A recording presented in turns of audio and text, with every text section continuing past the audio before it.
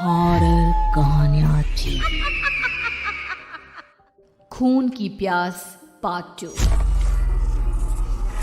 और उसके बाद वो जंगल एक बार फिर से सुमन की चीखों से गूंज उठा।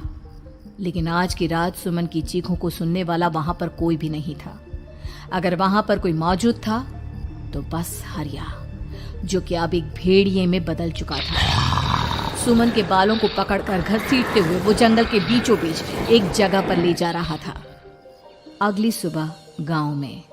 अरे भाई, पता नहीं क्या बात है, अपने गांव का हरिया किसान और उसकी पत्नी सुमन दोनों गायब हैं। दोनों का कोई अता पता नहीं।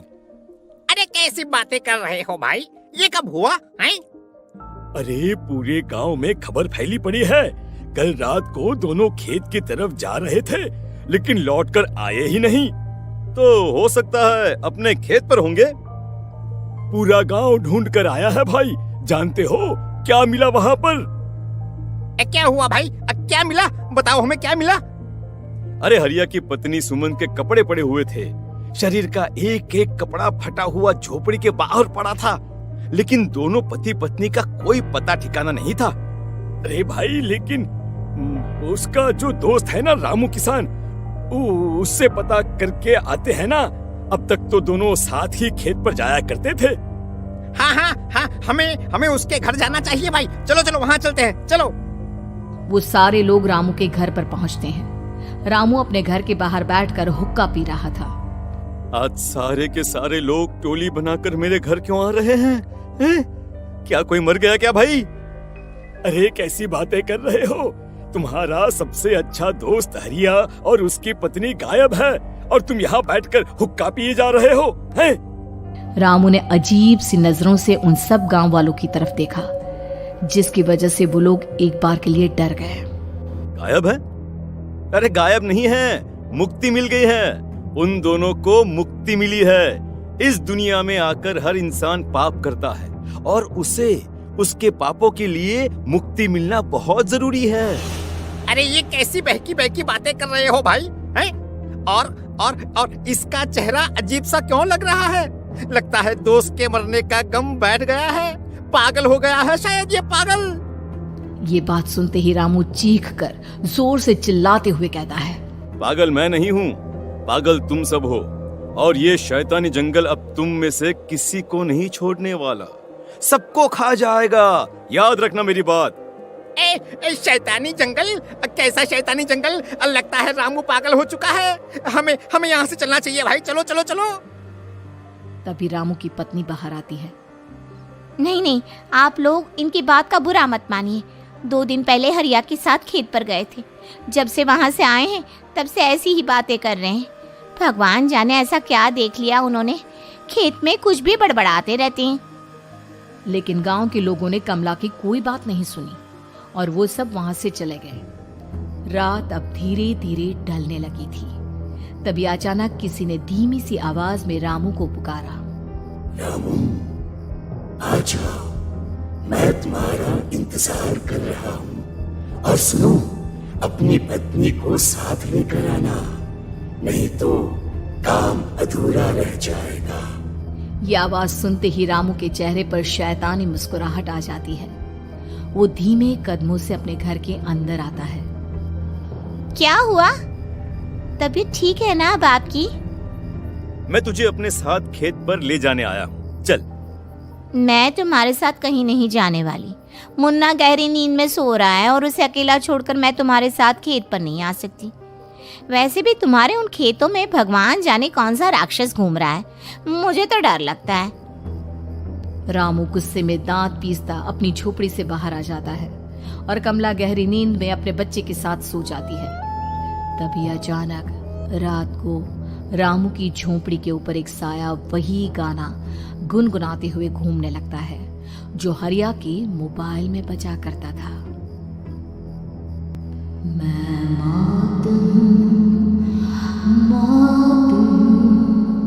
मौत जो पसरी है चारों, जो आएगी कहीं से निगल जाएगी सबको। मैं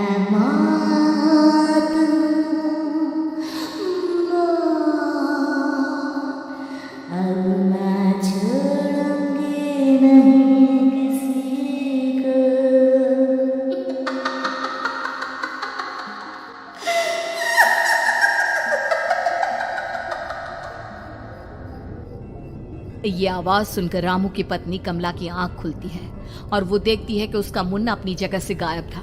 कमला चीखते हुए बाहर दौड़ कर आती है। वहां पर उसने देखा कि रामू ने अपने बच्चे को झोपड़ी के बाहर एक पेड़ से उल्टा लटकाया हुआ था और उसका बच्चा चीख चीख कर रो रहा था। वहीं दूसरी तरफ एक साया बच्चे के ठीक नीचे आग जलाकर उसके चारों तरफ हैवानों की तरफ नाच रहा था। छोड़ दो मेरे बच्चे को। अरे क्या कर रहे हो तुम? शर्म नहीं आती तुम्हें अपने ही बच्चे को इस तरह मौत के हवाले करते हुए? अपना बच्चा? किसने कहा ये मेरा बच्चा है? अरे ये तो उस रामू की औलाद है, इस गांव के किसान रामू की, और मेरी दुश्मनी इस गांव के हर इंसान के साथ है। क्या कैसी बात कर रहे हो तुम? और ये औरत कौन है? ये मेरे बच्चे को खा जाएगी। तभी अचानक से उस साया ने एक बेहद खतरनाक दिखने वाली औरत का रूप ले लिया और उसकी आंखों से आग निकल रही थी। सही पहचाना तूने, मैं तेरे बच्चे को खा जाऊंगी। अगर तू अपनी इस हैवान तो रामू के साथ जंगल नहीं आए तो मैं तेरे बच्चे को खा जाऊंगी। लेकिन क्यों? आखिर क्या चाहती हो तुम मुझसे? मुझे जंगल क्यों ले जाना चाहती हो? औरत बुरी तरह से ठहाके मार मार कर जोर जोर से हंसने लगी और साथ में रामू भी। ये तो तुझे वहाँ चलने के बाद ही पता चलेगा ना। अगर तू नहीं आई तो थोड़ी देर में तेरा ये बच्चा आग में जलकर मर जाएगा। चल जल्दी। नहीं, मेरे बच्चे को छोड़ दो। तुम जहाँ कहोगे मैं तुम्हारे साथ चलने के लिए तैयार हूँ। और उसके बाद उस बच्चे को झोपड़ी में लिटाकर आगे आगे वो साया चल रहा था और उसके पीछे पीछे रामू अपनी पत्नी के बाल पकड़कर उसे घसीटते हुए जंगल की तरफ ले गया। जंगल में जाने के बाद कितनी खूबसूरत हो तुम। आज की रात बस तुम और मैं एक दूसरे के साथ रहेंगे। मुझे तुमसे बहुत डर लग रहा है। तुम्हें क्या हो गया है? तुम तो बिल्कुल ठीक थे। वो होगा जो हमारे बीच होना चाहिए। तो आओ अपने आप को मेरे हवाले कर दो। कमला ने डर की वजह से अपनी दोनों आंखें कसकर बंद कर ली थी। रामू ने बुरी तरह से चीख कर कमला से कहा, आंखें खोलो अपनी और मेरी तरफ देखो। कमला ने जैसे ही अपनी आंखें खोली उसने देखा कि रामू एक खतरनाक खूनी हैवान में बदल चुका था। कौन हो तुम? जाने दो मुझे। क्या चाहते हो मुझसे? वही जो एक आदमी एक औरत से चाहता है। मैं तुम्हारा पति रामू नहीं, बल्कि इस जंगल का एक भेड़िया हूँ, और आज की रात तुम्हारे खून से अपनी प्यास बुझा जाऊं। और उसके बाद वो जंगल कमला की दर्दनाक चीखों से गूंज उठा।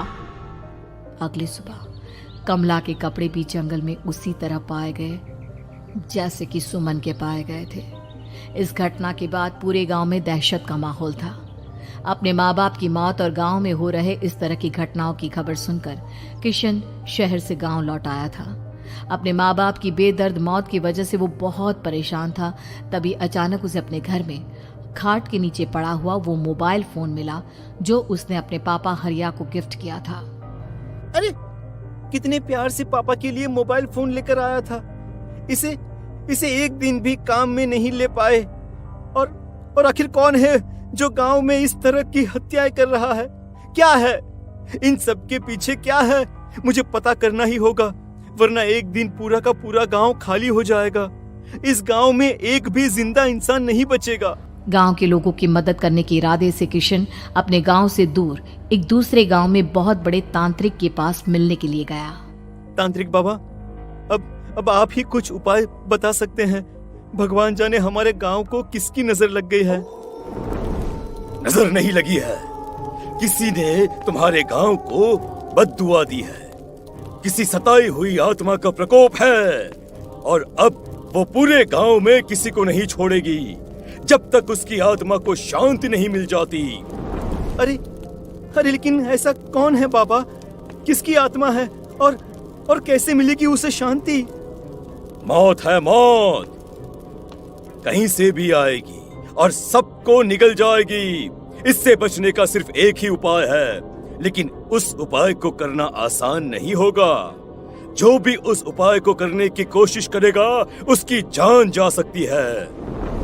भले ही मेरी जान चली जाए, लेकिन मैं अपने गांव के लोगों की जान बचाने की पूरी कोशिश करूंगा बाबा। तो ठीक है, फिर अगली अमावस की रात जैसा मैं कहता हूँ वैसा ही करना। अमावस की रात तांत्रिक के बताए अनुसार किशन अपने साथ केरोसिन लेकर जंगल की तरफ चल पड़ा। उसके हाथ में देवी के मंदिर का सिंदूर भी था। किशन जंगल के बीचों बीच पहुंचा। ये देखकर उसकी आंखें फटी की फटी रह गई।